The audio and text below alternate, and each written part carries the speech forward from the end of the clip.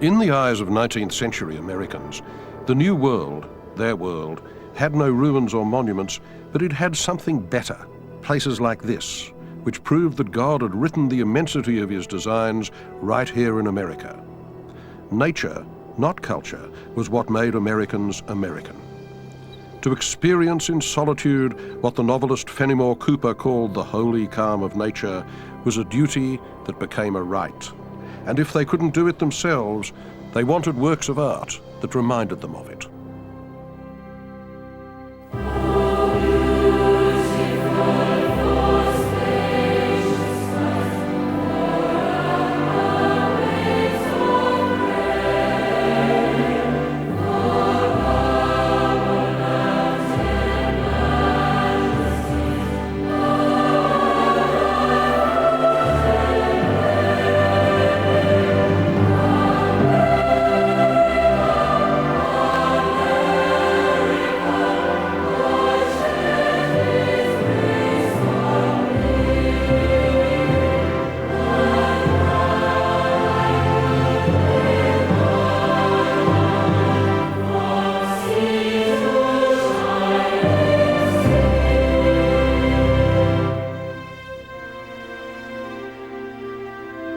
Sort of hard to take it all in. I mean, it's awe-inspiring, that's for sure. It's one of the most beautiful places in the whole world to me. I don't think anybody in the United States of America should not come see this. I look at it and I say that it's just an example of a great God that had a very creative hand in forming the earth and giving us this opportunity really to see a fantastic part of his creation. You see people from other countries here because you can tell by their accents or they're talking different languages, and you just kind of feel proud to be an American because, I mean, this is here, this is ours, and we have preserved it.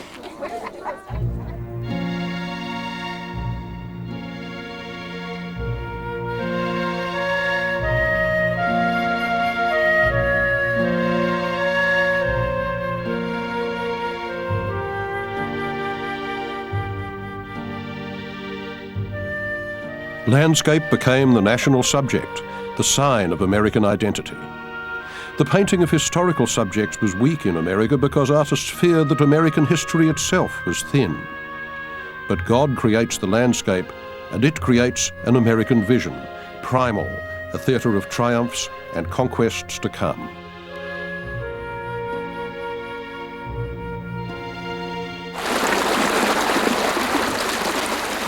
The fashion for uplift in landscape started here. In the 1820s, cultivated New Yorkers came flocking to the Catskill Mountains and to this waterfall. They spoke of their trips as pilgrimages. They saw themselves as a congregation in the Church of Nature.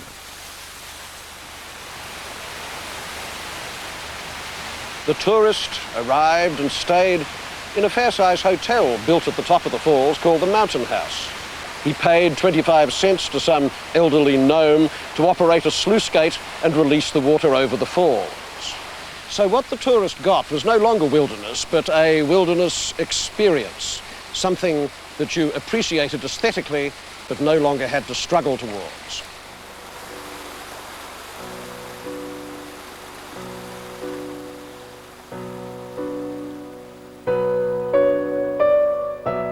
Among the pilgrims to the Mountain House was the artist Thomas Cole, whose views of the Catskills and the Falls were the first paintings to depict the American landscape as holy ground.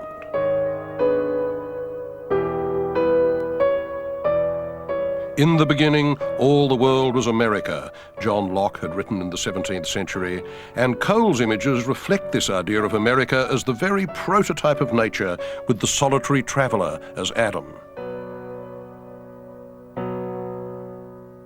Cole inspired a whole generation of American landscape artists who became known as the Hudson River School. His work included scenes of Italian landscape based on Turner and Claude Lorraine, classical ruins, picturesque peasants, and the artist sketching them while a goat sneaks up to eat his jacket, a deflating touch almost worthy of Mark Twain.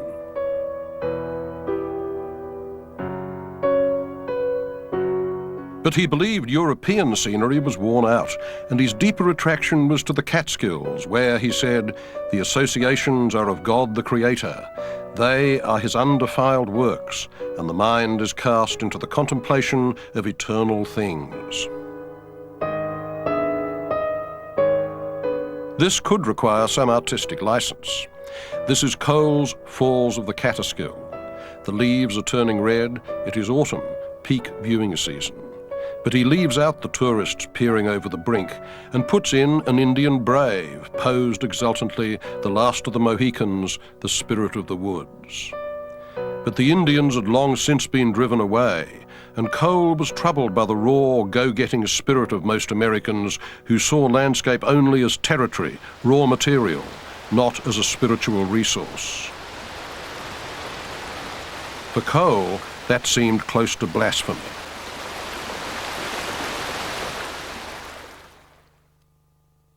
One of Cole's favourite images was that of pastoral Arcadian American nature beset by storms, which pass, but their presence suggests a kind of disturbance in the world and maybe even in society, and so it is with his big picture called the Oxbow, a view of a bend in the Connecticut River looking down from the top of Mount Holyoke.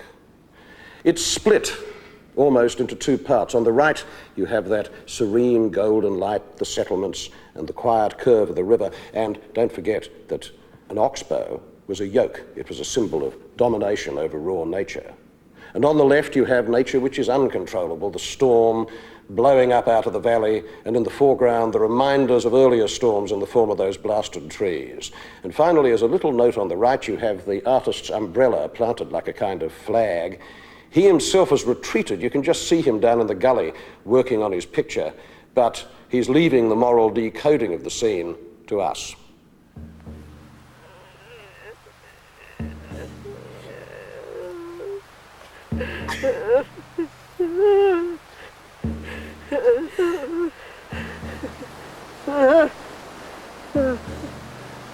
Deep in the woods of North Carolina, an extremist eco group called Earth First bewails the violation of American nature. I want to mourn the loss of all the old growth trees I've seen, and tell them that we love them and that we don't want them to die, that there are some people here who do care. So I want you to know that, trees, that we care. I think we are deeply hurting in America. I think we are deeply craving answers. I think that we've lost our identity as we have evolved into technology and into industrialized society. Bring me to this cathedral. Bring me to those guys. Bring me to this rock that has the most incredible life. That makes me feel alive. I've looked at clear cuts and burnt forest, and I've felt outraged, but I didn't scream and I didn't cry. And I need to.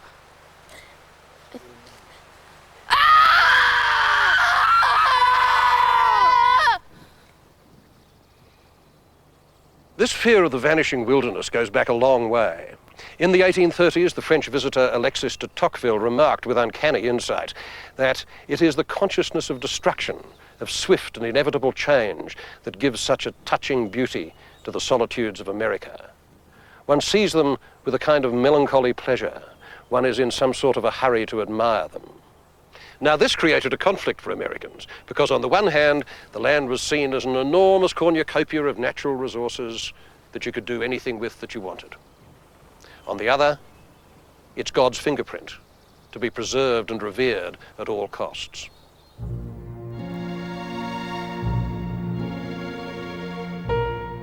By the mid-century, other painters identified Cole with the American landscape whose meanings he'd unveiled. There he is in the painting by his friend Asher Durand called Kindred Spirits. He's on the right, showing the works of the Supreme Being to the poet and journalist William Cullen Bryant.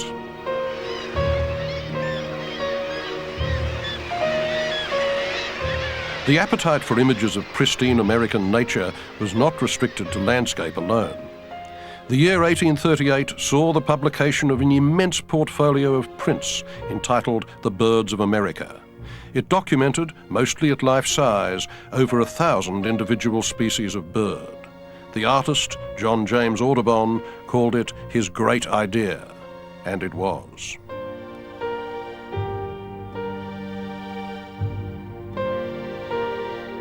There he is, clambering between the crags, a fresh specimen strapped to his back, while a golden eagle clutching its prey soars in the foreground.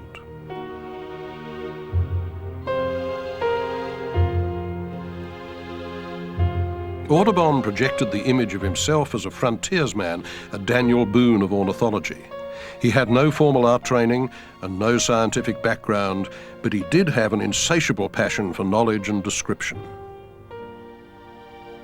He travelled all over America so that he could paint his targets in their natural settings. He would shoot them and wire their corpses in place to make them look natural.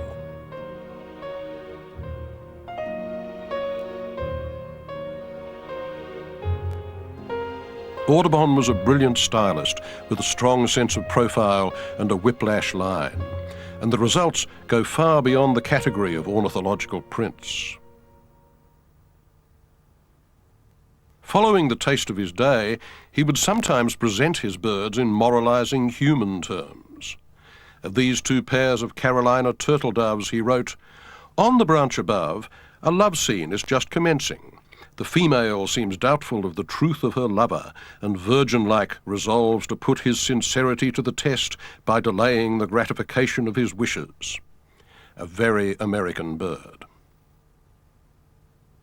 Like Cole, Audubon saw how American progress threatened the continent. Some of his prints are elegies for species that were already facing extinction.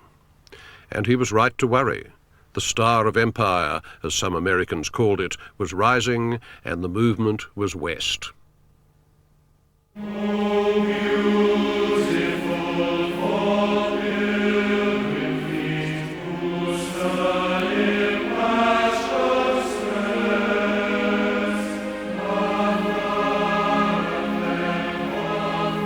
On the 2nd of March 1846, the following words were declaimed to the US Senate. "The untransacted destiny of the American people is to subdue the continent, to rush over this vast field to the Pacific Ocean, to teach old nations a new civilization. Divine task, immortal mission. Let us tread fast and joyfully the open trail before us."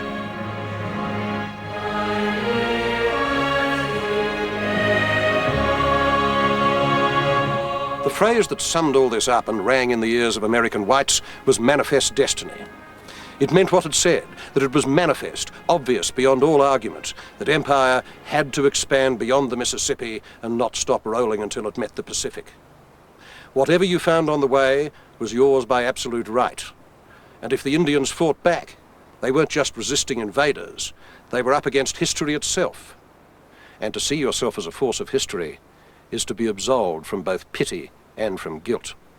Manifest destiny was America's great myth of redemptive violence, and art played a considerable role in promoting it.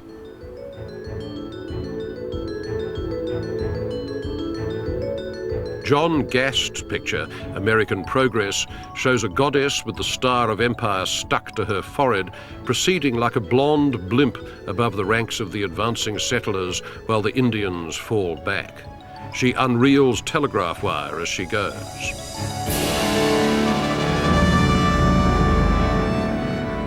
In high art, the message was less blatant, but not very much. Albert Bierstadt paints the Conestoga wagons rolling forward into the westering sun, which floods them in golden light, implying, as one orator put it, that progress is God.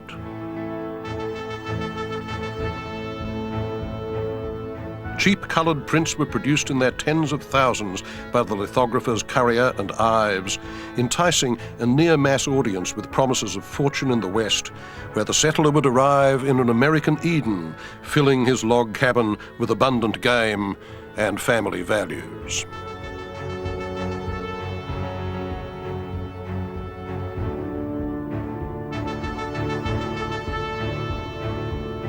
The hero of Manifest Destiny was Daniel Boone, the frontier scout, Indian killer and real estate dealer who found a way from Virginia across the mountains into Kentucky and thus westwards.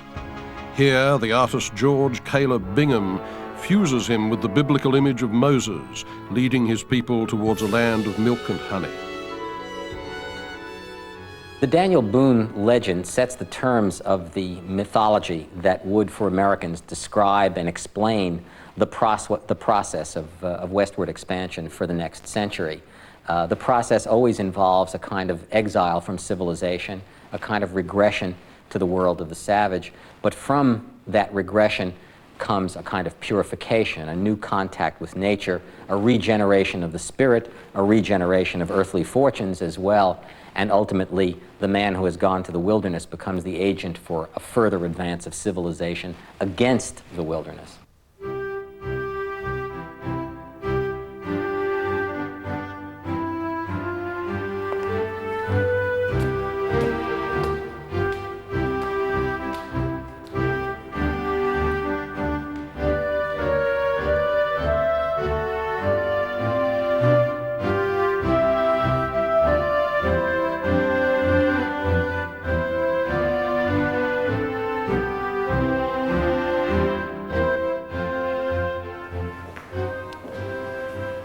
In 1861, the United States government decided to make the imagery of Manifest Destiny official by commissioning a huge 600-square-foot mural for it on one of the main staircases of the Capitol in Washington.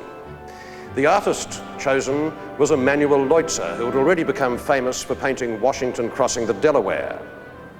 And if there was any artist in America who could be relied upon to produce a large, efficient, patriotic engine, as it were, that man was Leutzer. The metaphor is Exodus, with that Daniel Boone-like frontier scout once again as Moses displaying the promised land of California to the chosen people toiling up the crest of the Rockies. A young man rises in his stirrups to catch sight of the distant land. Broken wagon wheels and animal skulls suggest the death toll of earlier migrations. But there is no one left to oppose them now.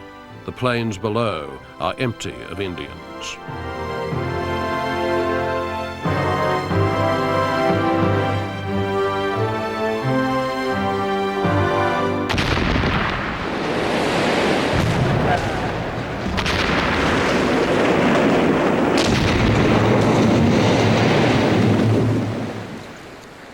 But the victims of Manifest Destiny never ceased to haunt the art of American whites. In the Black Hills of South Dakota, work keeps going on the largest, though perhaps not the best, sculpture in the world. Begun in 1949, the blasting of a mountain into an effigy of the Lakota Indian chief Crazy Horse. The whole thing will be 560 feet high. Crazy Horse's nose alone is 27 feet long.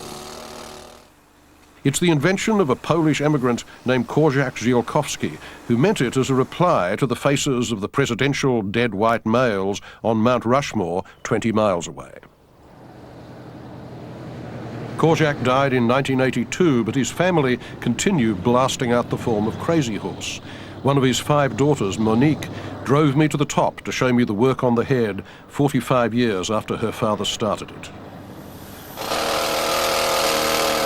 Did Korczak ever imagine that this could be finished in his lifetime? No, I don't think so. He thought he would carve something 100 feet high at first, but then when Henry Standing Bear and him picked out the mountain, he just thought, what the hell, I have no place to go, so I'll carve the whole mountain. Well, did he have all you offspring to carry it on then? Or? No, he didn't know that he was going to have a family until he married my mother. He called her Fertile Myrtle. Fertile Myrtle. And she was. How many of you are there? There are 10 of us. And every single one of you is working on this? 7 of us still work.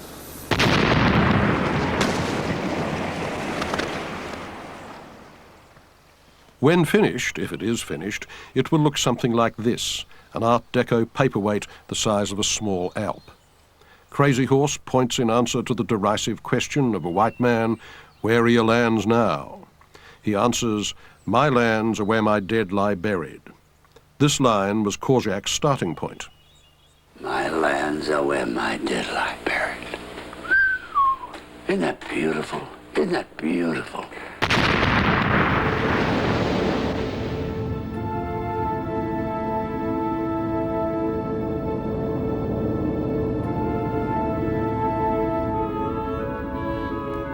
But European artists have been praising, deriding, or trying to be objective about the American Indian ever since they got here.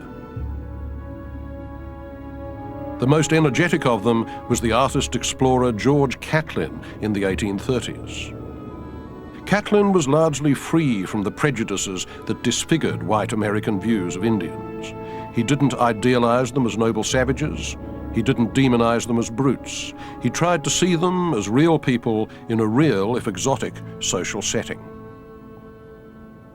Catlin also tries to deal with this problem of the ephemeral quality of the wilderness, the fact that we destroy it as we appropriate it. We murder to dissect. That's right. And the paintings are, I suppose, his primary means for preserving at least the image of that world. However, Catlin also proposes the creation of a kind of Indian preserve on what was then called the Great American Desert. And there you have the notion of another kind of ambition or relationship that Americans have towards that wilderness, the desire to freeze it somehow, to preserve it, if only as a museum specimen of the real thing, of the wild thing.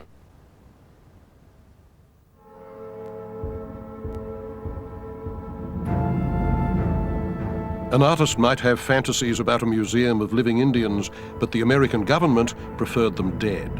Tribe after tribe was harried into exile and starvation, and art faithfully recorded the changing status of the Indian in white men's eyes.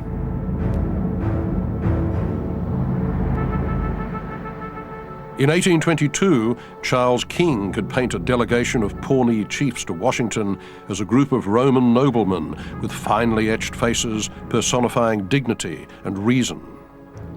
But as the Indians kept fighting their losing battle against the settlers, as horror stories about scalping and treachery, abduction and rape became common coin in the East, so artists took to painting them as fiends. In a lurid expression of racial anxiety, Charles Diaz in 1845 paints a white settler and a red warrior equally crazed with bloodlust, locked together in their death fall into a gorge.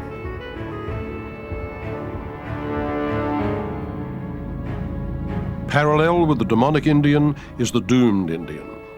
In the last of the race, Tompkins Matheson has a group of them looking westwards, but the sun that promised a future to Daniel Boone on his mountaintop promises only extinction to them. The dog knows that.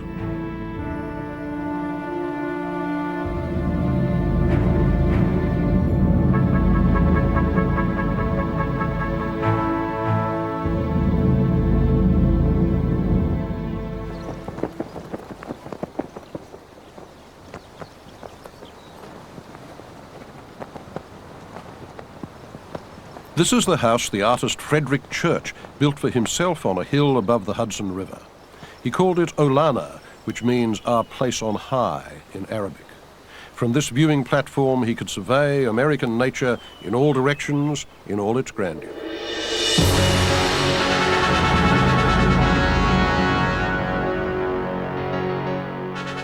Church was the leader of the Hudson River School, a group of nationalist painters who believed American landscape was unique, fresh, and a sign of divine will.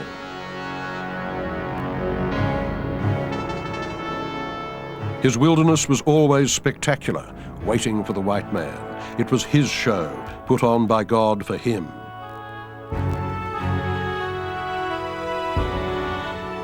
And Church's paintings, like this view of Niagara Falls, with the green water sliding implacably over the drop, celebrate its primal power.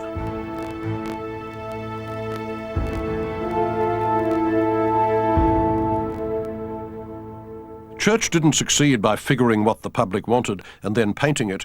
He wanted what the public wanted, and he was rewarded for it.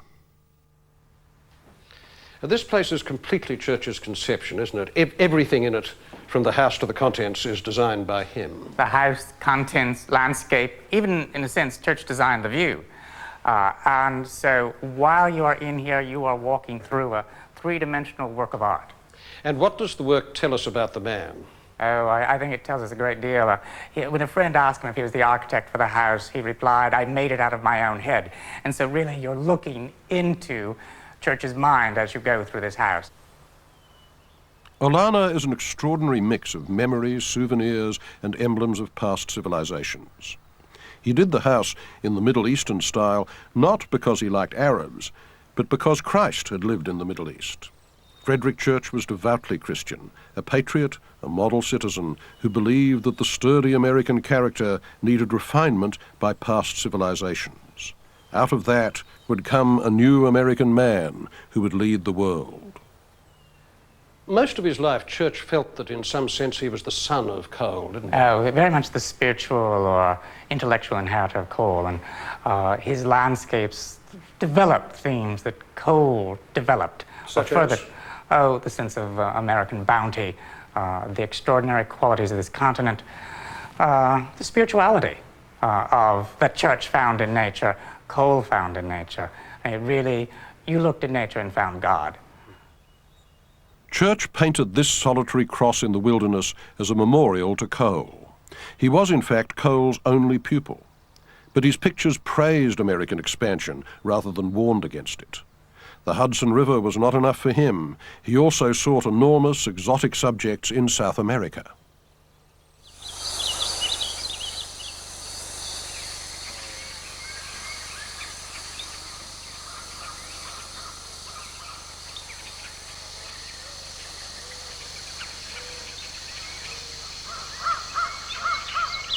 Normally one doesn't use opera glasses in a museum, but that was how Frederick Church invited his public to view his great spectacle of Pan-American nature, the Heart of the Andes. It went on view in 1859 and it pulled in 12,000 people in 3 weeks, thus becoming America's first one-man, one-picture blockbuster. He had it framed architecturally, literally as a kind of picture window, and surrounded it with palms and aspidistras. It made his reputation overnight. Church became, on the basis of the Heart of the Andes, America's first real celebrity artist. In the 1850s, he went exploring in South America. The Heart of the Andes is based on the sketches that he made.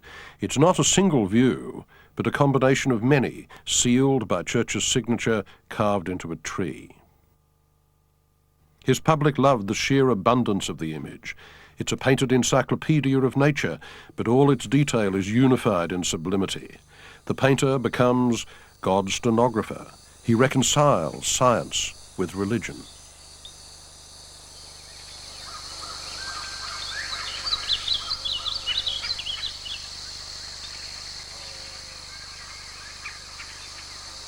The whole thing is also a gesture of acquisition. The fact that it's framed like a window implies that the Andes are somehow right in the Yankees' backyard, that the North American viewer in some way owns the South American view.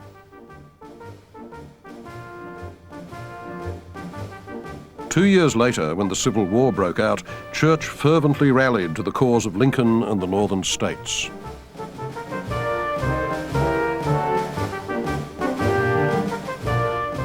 As his contribution to the war effort, he painted Our Banner in the Sky. It was circulated as a lithograph to Union troops. Landscape couldn't get more cornily patriotic than this. The Stars and Stripes, a sign from heaven, something that couldn't be challenged without provoking God's wrath.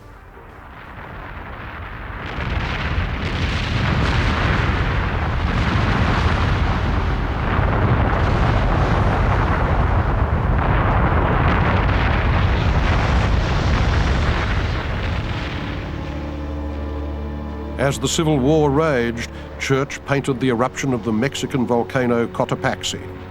It may have been an allegory. The sound of artillery was often likened to the roar of volcanoes. This was a landscape of catastrophe onto which Americans could easily project their feelings about the conflict that was tearing their country apart. Eruptions burst the calm of nature, the sun is dimmed by ash and smoke, but its light burns through, predicting the victory of the Union.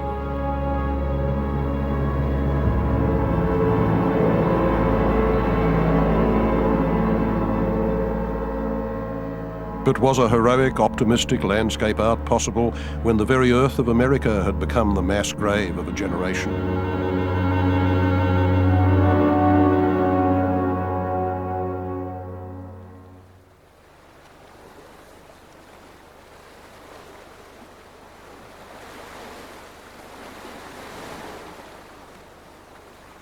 Some artists were much less rhetorical. They reflected on a quite different scene. Not the West, but the East. Not the disputed land, but the neutral and timeless sea. Not images of struggle, but those of peace. They were the American Luminists.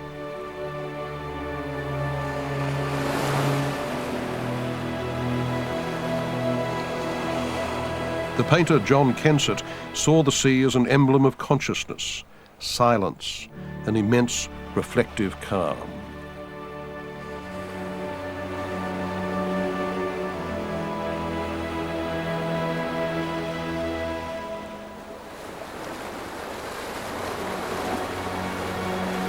His surfaces were tight, without strong brush marks, a continuous stipple of light.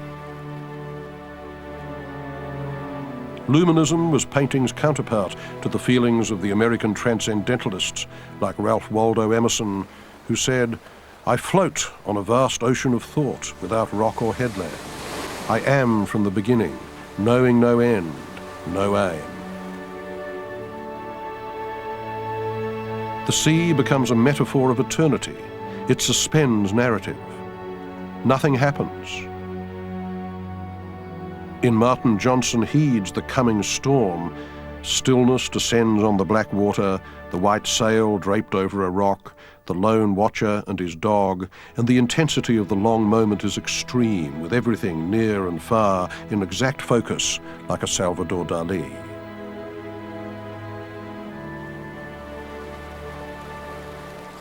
The Luminists didn't go searching for spectacle. They used what was on their doorstep. In Fitzhugh Lane's case, a narrow slice of coast around Gloucester, Massachusetts, with its tidal bays, its rocks and shipping. But to most Americans, such images would have looked like dreams in a backwater.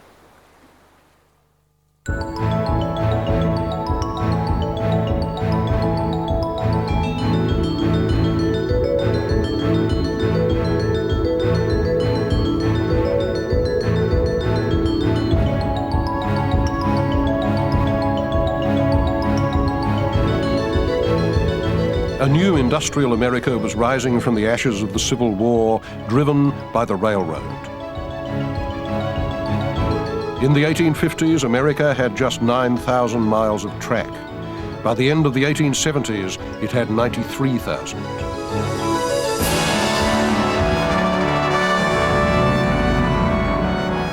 Railroads crossed the continent.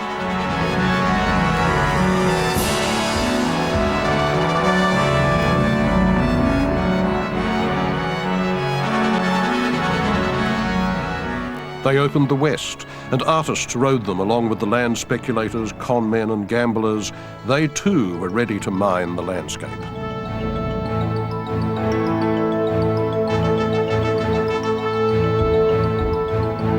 The steam train becomes the symbol of American progress. Its headlamp is the star of empire. It moves irresistibly through glorious landscapes.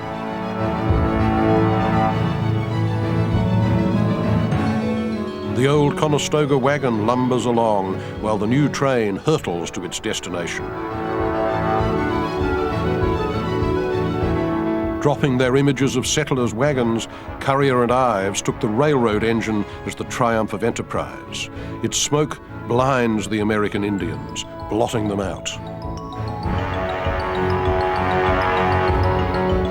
Painters went west to satisfy the growing curiosity back east for images of the distant frontier, which had become feverish through tall stories and journalists' hype. Foremost among them was Albert Bierstadt, an immigrant from Germany who made a 3-decade career out of grandiose Western landscape. Bierstadt worked with a sort of glacial, bombastic confidence, assembling spectacles for a public hungry for images of a pristine American Eden. This one, called Among the Sierra Nevada Mountains, measures 10 feet by 6. Virtuosity plus, he's out to knock your socks off, whereas Frederick Church hoped to enlighten you. The railroad barons and industrialists couldn't get enough of this, and they paid unheard of sums for it. As one critic said, Bierstadt has copyrighted nearly all the principal mountains. Bierstadt was a tireless self-promoter, and he claimed to capture the West as it really was. This, he declared, was a minutely faithful account of the daily life of the Shoshone Indians in the Rocky Mountains. Maybe so, but the whole landscape is invented, and as for the Indians, Bierstadt had plans for them. He announced that one day, in the foreground of his painting, a city populated by our descendants may rise, and in its art galleries this picture may eventually find its resting place. Bierstadt's Rockies only look wild. Actually, they promise complete control of territory. The thought behind them was the exact opposite of the beliefs that Indians held about their own relationship to the land.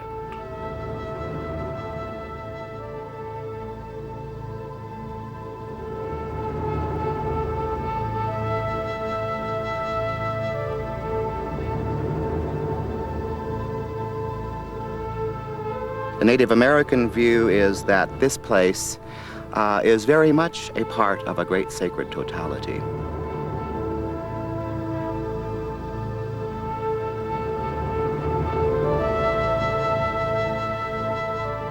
My people, who were the hunters, did not paint landscapes. In fact, very few tribes painted landscapes. That's a very foreign idea, you know. This was a part of the great holy, and you lived here and you perhaps emulated portions of the environment. For example, the eagle feather headdress placed upon the head of an elected leader. The eagle flies high in the heavens near the sun. It's believed because it flies that high that it too has a sacred potency related to the sun.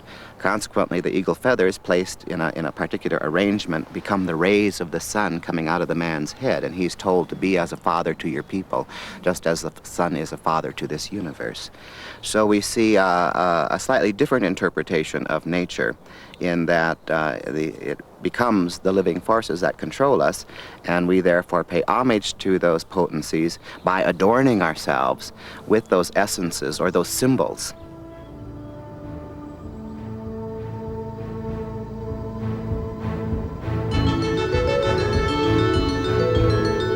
The railroads built the West. They created the myth of the West and fixed it in popular fantasy. Their promoters had to find new destinations. In fact, they created them. Nowhere is this plainer than in the story of Yellowstone.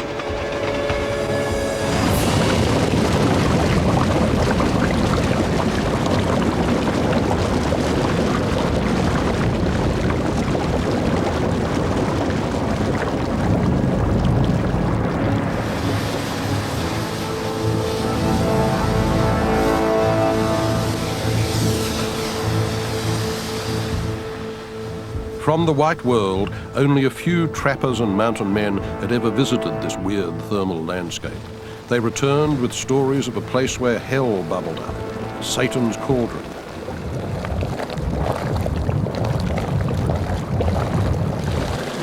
Their stories of geysers and rivers of boiling water were too wild to be believed back east.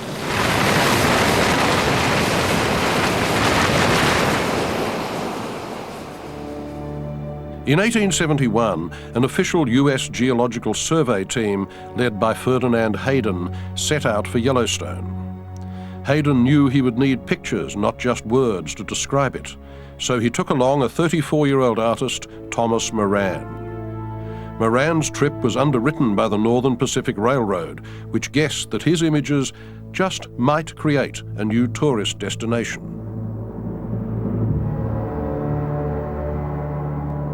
Back east, Moran's watercolours thrilled their audience, rather as the first photos from the moon would a century later.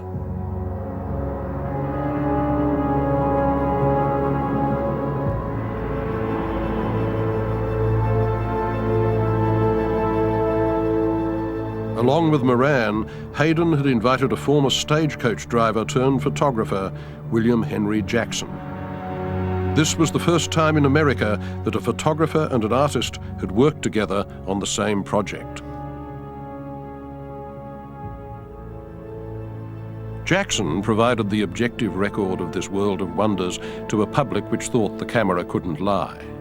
His photographs didn't undercut Moran's sketches, they confirmed them.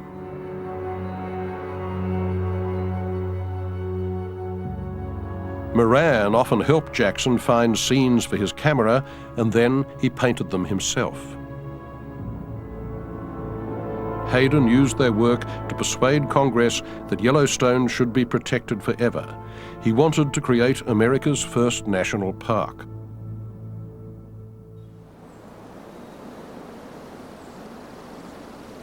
It was a view of the Canyon Falls that established Moran in the public eye.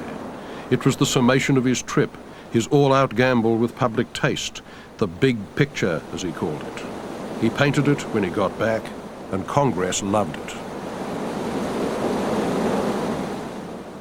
Thomas Moran's enormous picture of the Grand Canyon of the Yellowstone was the first American landscape by an American artist to be bought by the American government. It cost $10,000, or about 80 cents a square inch. It would have been cheap at twice the price. They put it in the Capitol, where so many effigies of flesh and blood heroes already hung. And this, too, in its way, was a painting of a hero. The landscaper's hero, limbs of rock, belly of water, hair of trees. It offered the panoramic thrill that no watercolour can give, and the density of substance that no photograph can rival. Moran didn't try for literal transcription of nature. Jackson's photography had shown him what the camera couldn't do, and Turner, whose pictures he had seen in England and adored, had taught him what painting could suggest.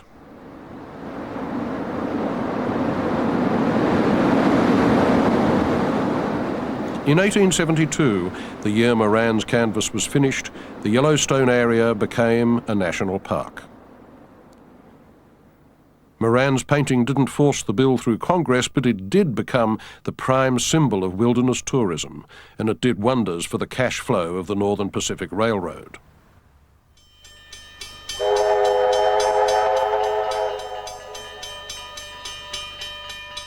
After Yellowstone came other national parks. But while the public taste for these wilderness museums grew and grew, the popularity of epic landscape declined.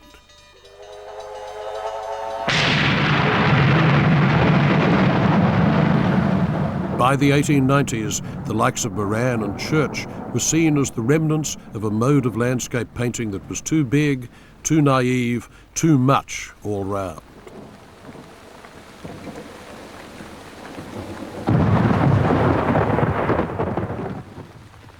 (1889). Pablo Picasso is 8.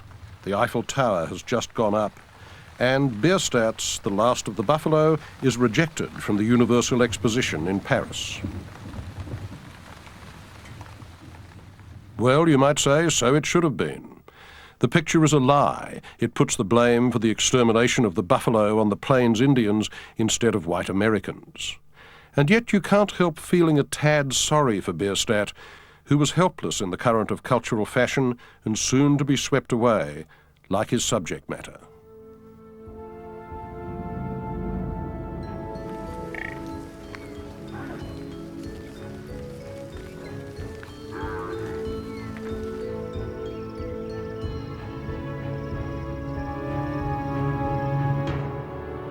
Nobody painted these scenes. They were left to the camera.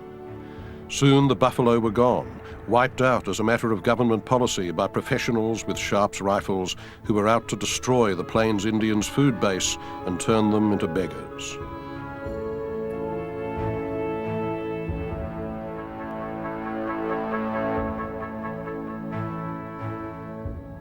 As the forests were cut down and shipped to the cities and mining ravaged the landscape, anyone could see that there were limits to wilderness.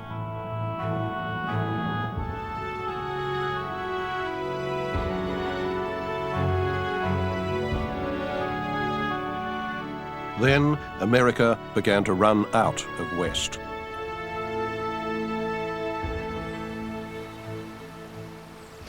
But no pioneer ethos lasts forever. By the 1880s, the main index of American social reality wasn't the wilderness anymore, it was the industrial cities. Slowly at first and then inescapably, the wilderness and the West were turning into objects of nostalgia, emblems of a vanishing freedom. But of course, that only made them more popular.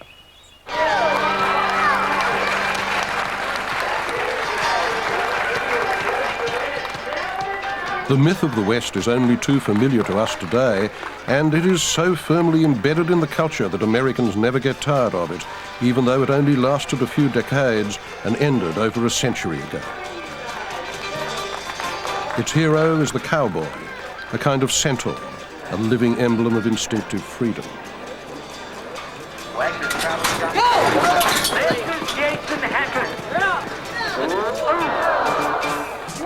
This mythic West is largely an invention, created at the end of the 19th century from a blur of fact and nostalgia.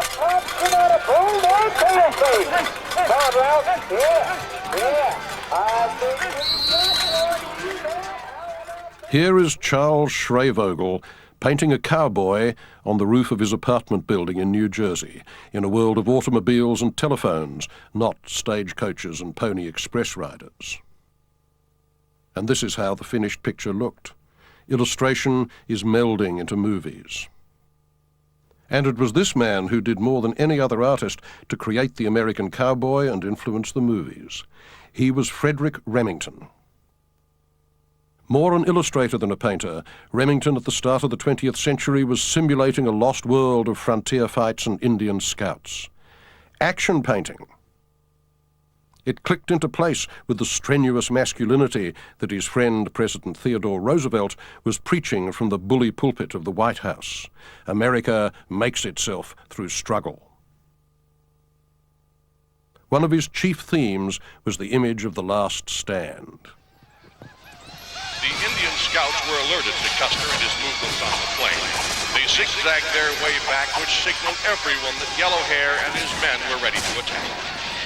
Warriors took to their mounts. The women herded the children into the safety of the teepees. Every year in Hardin, Montana, the last stand of George Armstrong Custer is restaged a few miles from where he and his cavalrymen were wiped out by Lakota and Cheyenne tribesmen in 1876 at the Little Bighorn.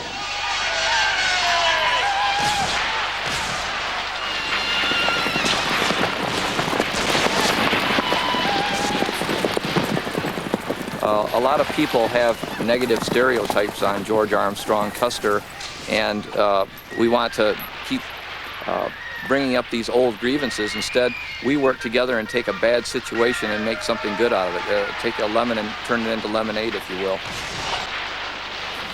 Well, my name is Max Dawes, and I play Crazy Horse. What I do is I control all these warriors here. I gotta tell them to spread apart here and split in four here. When the cavalry comes, I tell them to look up there in the hill. It's kind of hard work controlling all these Indians. Was the record to list this tragedy as a military blunder? Custer and his 220 men galloped in the direction of what they thought was the village. Americans have been reenacting Custer's defeat ever since it happened.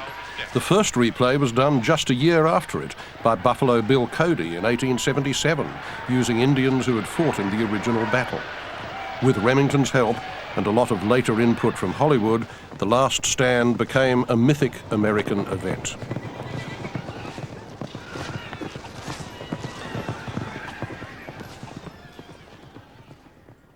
The root of that recurring theme of The Last Stand in Visions of the American West is that sense of this place, which is supposed to represent the future, also represents the doom of something. And it comes into the culture as a powerful symbol from the very beginning. And what it symbolizes is in a sense, the end of the frontier, because this is a battle in which the Indians, that marks the doom for the Indians as well, because Custer will be avenged. It represents the defeat of the frontiersman. Custer is represented usually in a buckskin coat, like Daniel Boone. So it's his doom as well. But more than that, it was also seen as a symbol of what could happen in an industrialized America if the lower orders, if the freed blacks in the South, or even immigrant workers in the city, were to take advantage of their power as democratic citizens and try to take over the government. The Last Stand accorded with a deep American anxiety that in a time of massive immigration from Europe and Asia, white Anglo-Saxon America was going to lose its identity. It would be polluted, infected, subverted, and conquered by the scum of a foreign earth. Certainly it meant exactly that for Remington, a raving xenophobic bigot. To him, the solution was violence. Jews, Indians, Chinamen, Italians, Huns, he declared, rubbish of the earth. I've got some Winchesters, and when the massacring begins, I can get my share of them, and what's more, I will.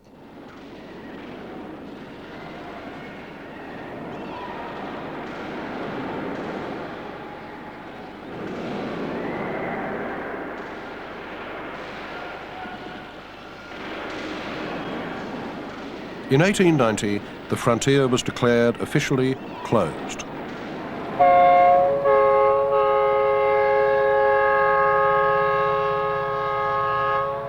In 1893, a young professor at Wisconsin University, Frederick Jackson Turner, argued that it was in the act of going west that Americans had left their European heritage behind and created something new, and that what had been created was the distinctive American personality.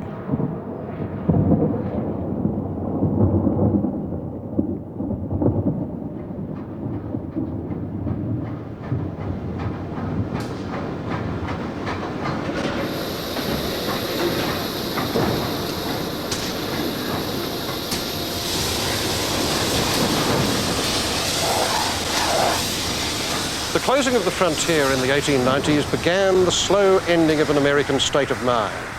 A century later, we see its death. What died was the idea that natural resources were infinite, that somewhere out there was always going to be more land, another gold mine just there for the taking. Today, this seems like a distant myth. And long before the frontier closed, the focus of American art had already changed. What changed it was the growth of American cities, realism, skepticism, science, and the power of the machine.